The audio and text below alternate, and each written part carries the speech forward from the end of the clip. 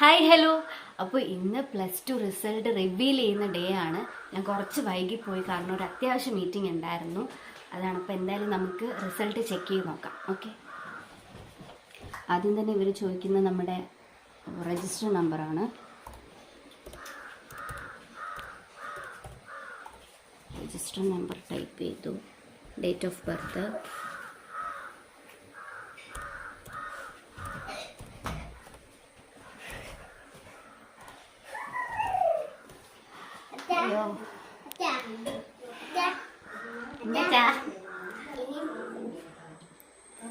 Check result കൊടുക്കുകയാണ്.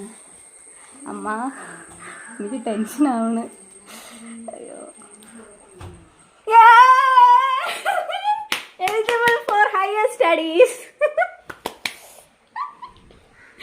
അയ്യോ, ഞാൻ ജയിച്ചേ. ഓടി പറഞ്ഞേ ജയിച്ചേ.